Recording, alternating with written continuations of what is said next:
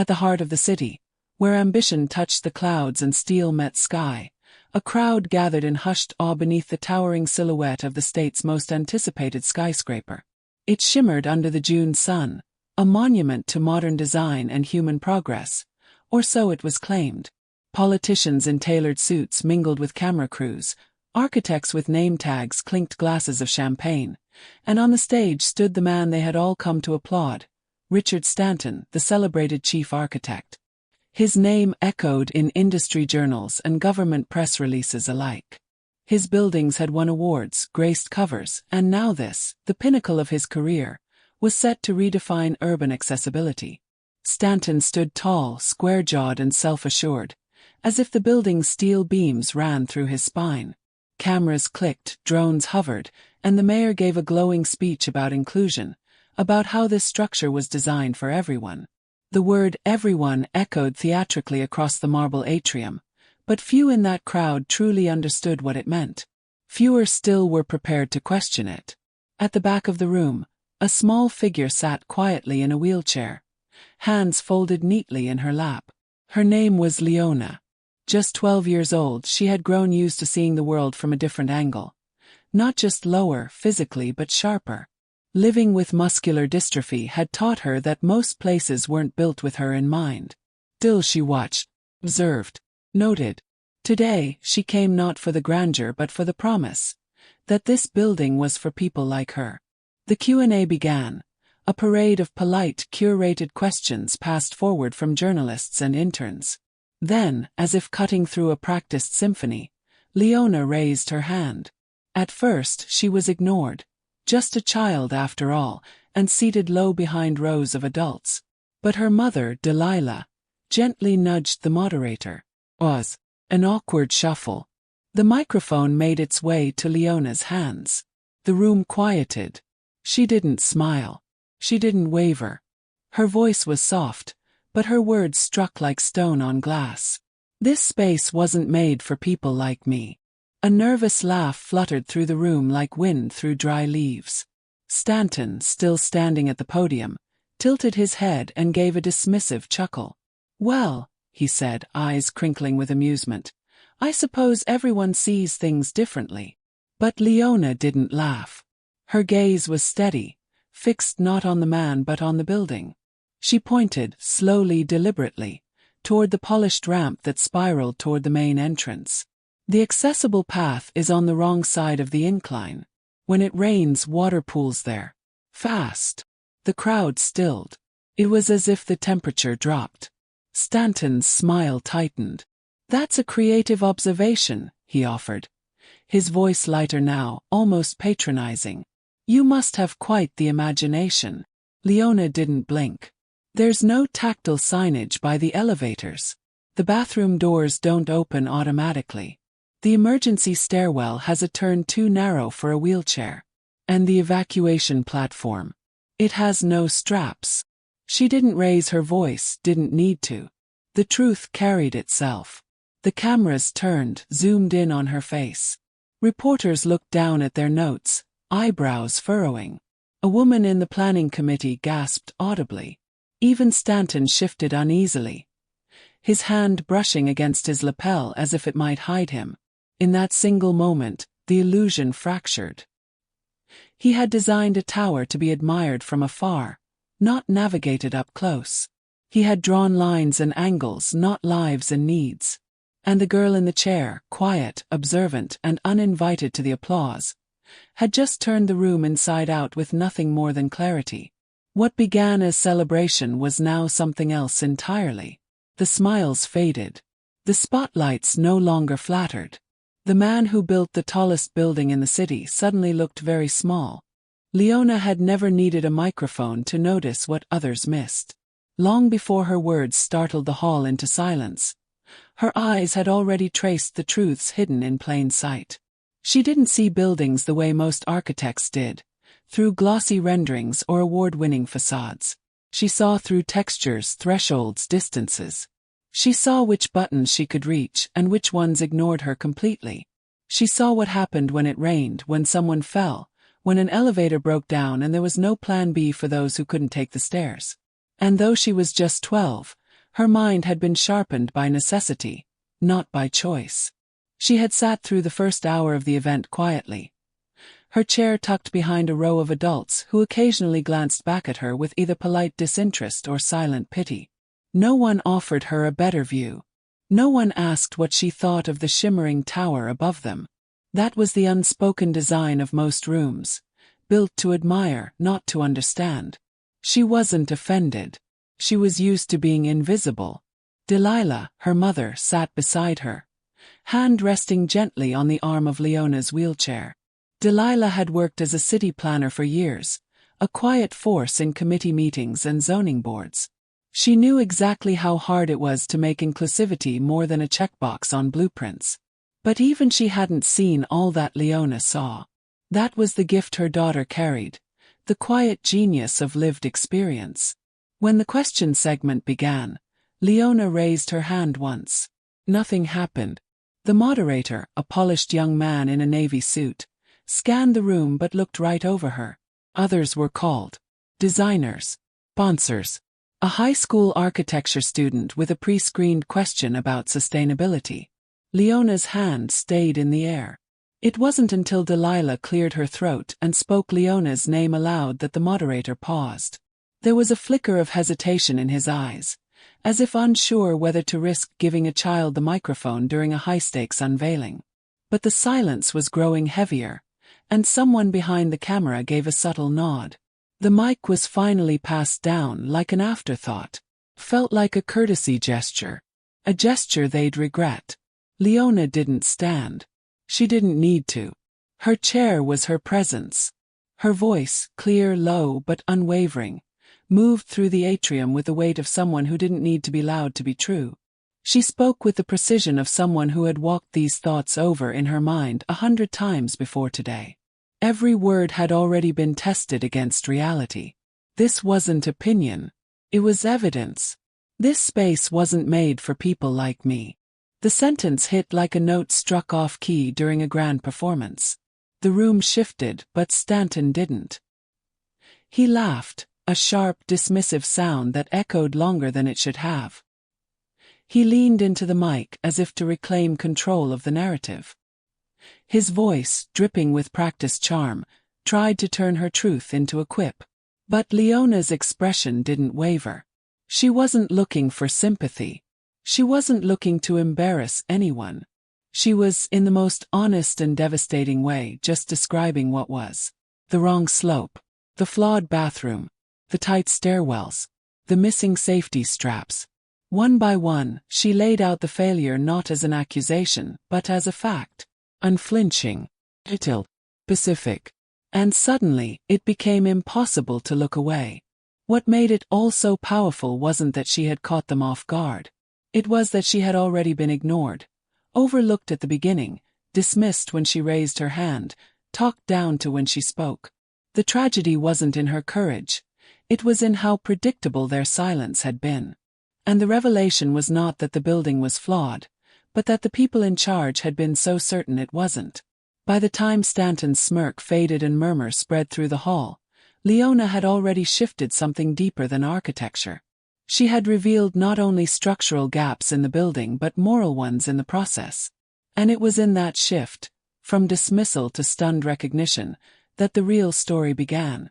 There was a moment, no longer than the space between two heartbeats, when silence took control of the entire room. Not the comfortable kind, not polite or expectant. It was a silence that swallowed the buzz of prestige, the hum of self-satisfaction, and left behind something raw and undeniably human: discomfort. Because a child had just dismantled a masterpiece. Not with anger, not with arrogance, with precision, with clarity, with undeniable truth. Leona didn't raise her voice. She didn't need to. Each flaw she named echoed louder than any microphone could carry. The accessible entrance was built on the wrong side of a slope, exposed to runoff that would flood in heavy rain. The tactile signs at the elevators were missing. The emergency stairwell turned too sharply for a wheelchair to navigate. The accessible bathroom's activation button was placed too high, and the material used for the external handrails turned dangerously slick when wet. These weren't just oversights. They were risks. Risks only someone who lived them would recognize. And then she asked the question that ruptured any lingering illusion of control. If the fire alarms go off and I'm on the 14th floor, what do I do? No one answered. She continued, not as a child seeking attention, but as someone laying out the consequences of their negligence. The emergency evacuation platform lacked safety straps. The backup generator was locked behind a stairwell, useless to those who couldn't reach it. Her voice didn't tremble. It carried the weight of everyone who'd ever been told a space was inclusive enough. Across the room, Stanton's smile collapsed into something colder. Denial at first, then panic. His hands twitched at his sides, and for the first time that afternoon, he looked small beneath the glittering lights. But before he could manufacture a response, others began to stir. A woman from the planning committee fumbled through her folder, flipping to specs that suddenly didn't align with what they had just heard. A junior architect turned ghost pale as he recognized the truth in Leona's words. Someone near the back whispered, "She's right." Spread like fire. Stanton stepped forward, desperate to reclaim the narrative. "Let's remember," he began stiffly, "this is a general-use commercial space. No structure is perfect." The words rang hollow. They didn't soothe. They didn't explain. They merely exposed the gap between intention and lived reality. And then Delilah, who had sat in quiet support the entire time, finally stood. "My daughter uses spaces like this every day," she said, her voice shaking but resolute. "She's not nitpicking. She's surviving." Few claps, tentative, but growing. And Leona wasn't done. She turned toward Stanton, toward the crowd, toward the stage designed to celebrate excellence, and said something that no one, especially the architect, was prepared to hear. "You didn't build this building for people like me. You built it for awards." Gasps, audible and immediate. The words didn't just pierce ego.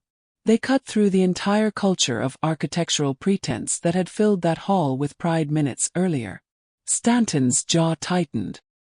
His hands dropped to his sides. But he didn't speak. He couldn't.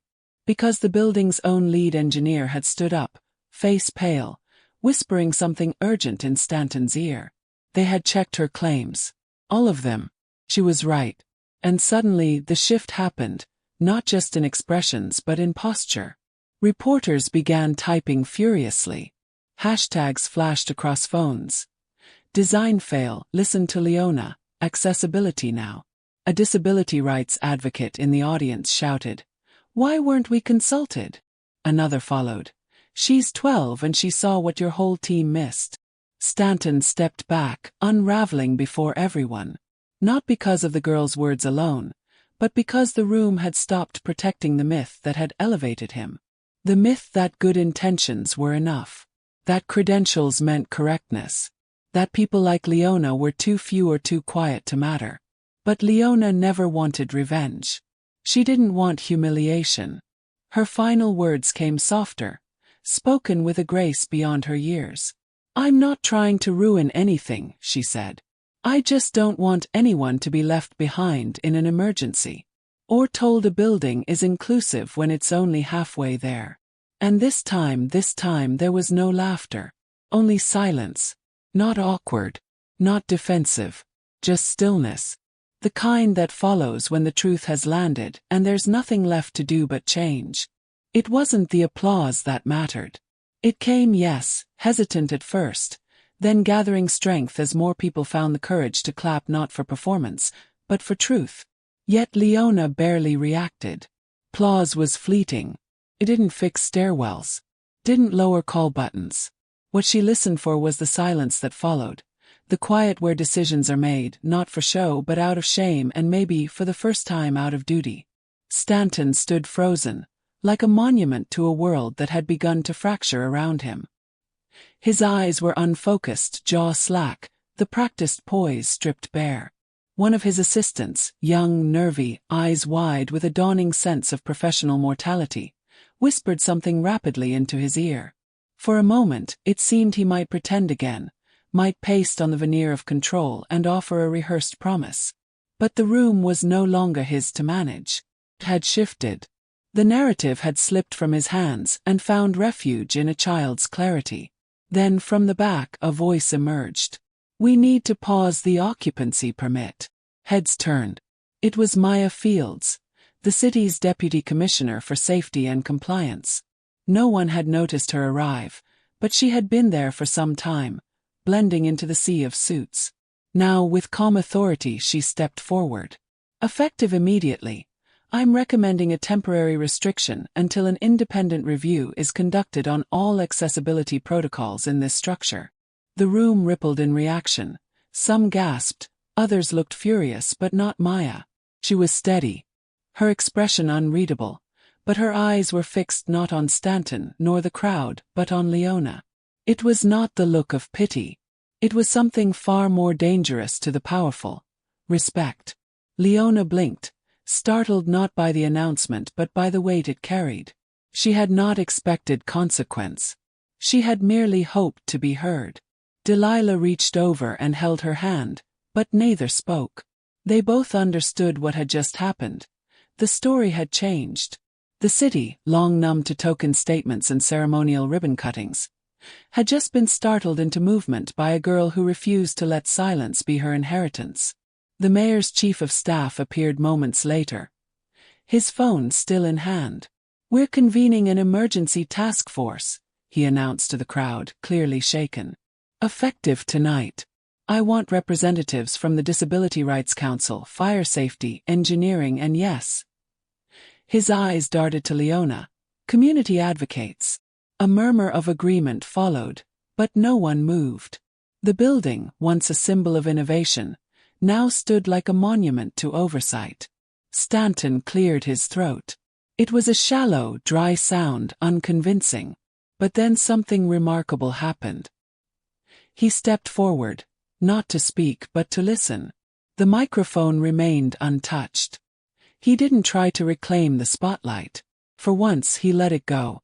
In the hours that followed, something like accountability began to unfold, not through PR statements but through action. Inspectors were called in early. Engineers returned to their terminals, not to defend, but to redesign. The local paper updated its headline mid-print: "Launch halted amid accessibility oversight." TV anchors swapped praise for questions. For once, it wasn't the height of the tower they focused on. It was the reach, or lack thereof, for those whose lives it had failed to consider. And at the heart of it all, Leona sat quietly, watching as people moved. Not because she had demanded it, but because she had revealed what had always been true. That inclusivity was not a feature to be marketed, but a promise to be honored. That buildings weren't just glass and steel, they were decisions. And decisions, when made without empathy, could be just as cruel as intentional exclusion. As the crowd thinned and daylight faded across the city skyline, Maya approached the girl whose voice had ruptured the rhythm of the powerful. She didn't speak right away. She just crouched, lowering herself to Leona's eye level, and offered a quiet nod. Then, in a tone that carried no grandeur, just resolve, she said, "You changed more than this building today." Leona's eyes, dark and still young, flickered with something gentle. She didn't smile. She didn't need to. She had already left something behind far more permanent than glass or steel: accountability. Not imposed but awakened. Maya Fields had never been one for spectacle. Her rise through the city's bureaucratic machinery had been quiet, almost invisible to those who measured influence in headlines and handshakes. She didn't dine with developers or sip wine at rooftop galas. Her power wasn't loud. It didn't lean on charisma or optics. It was the kind of power that came from reading every page of a 700-page safety code. From asking, during meetings, the questions that made everyone else shift in their seats. And from remembering, always, who got forgotten when the blueprints looked clean only from a distance. So when Maya stepped onto the stage that day, after the applause had faded and the chaos began to settle into consequence, she did not perform. She addressed no cameras. She issued no grand statement. Instead, she knelt to speak to a child. And in that single act, quiet, grounded, human, She exposed everything wrong with how the city had measured leadership. She didn't ask Leona for a quote. She didn't offer a sanitized compliment. She simply said, "You changed more than this building today." And she meant it. Later that night, while the news cycles obsessed over Stanton's unraveling, and social media praised the girl in the wheelchair who had spoken truth to power, Maya was at her desk, alone, lights off. Her office illuminated only by the pale, persistent glow of her monitor. She had pulled up every safety compliance document filed over the last year for the tower, every checklist, every sign-off. And as she read line by line, she grew quiet. Not out of surprise but out of recognition. The problem wasn't that someone had failed. It was that the system had never truly seen people like Leona to begin with. And Maya, for all her diligence, had been part of it. That realization did not break her. It sharpened her. The next morning, the city awoke to more than just headlines. Something more tangible had begun. Maya drafted a directive. 12 pages, no fluff, no politics. It dismantled the current accessibility review process. It required lived experience panels for every new public-facing structure. It changed the ratio of design awards to community feedback scores in urban grants. It shifted power, subtly, structurally, away from titles and toward the testimony of those who had been ignored longest. She didn't send it for review. She signed it. Then she walked it down in person to the city architect's office and dropped it on the desk like a verdict. No announcement. No ceremony. Just a simple line spoken to the stunned aide on duty. Make it policy. Effective now. In the weeks that followed, the architecture community wrestled with a change it could neither market nor avoid. Maya refused interviews. She refused to frame Leona's story for narratives about inspiration or resilience. "She's not a story," she told one insistent reporter. "She's a voice we should have listened to a decade ago." Behind the scenes, something strange happened. Younger engineers, planners, interns, they started showing up at Maya's office. Quietly, sometimes nervously. Not to lobby, not to impress. Just to say they wanted to do better. That something had shifted. That maybe this time it wasn't just PR. Maya didn't praise them. She handed them books. Sent them to community workshops. Gave them assignments that didn't end with clean answers. She made space but not comfort. Because justice, she knew, didn't come from shame alone. It came from reshaping the floor beneath your feet. And one evening months later when the tower reopened, not with balloons, but with new handrails, rerouted exits, widened elevators, and a plaque that didn't mention a single architect, Maya stood in the back. Not beside the mayor. Not on stage.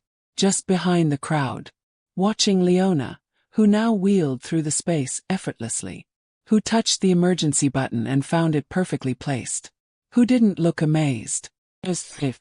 That was the moment Maya allowed herself to breathe. Not in pride but in quiet confirmation. Not every change needs a revolution. Sometimes it only takes one person, refusing to look away. One child refusing to be silent. And one official willing to admit that the rules were wrong, and rewrite them from the ground up. Maya Fields didn't change the world in one speech. She didn't need to. She changed the standard. And the standard, once raised by a girl in a chair, would never fall back again.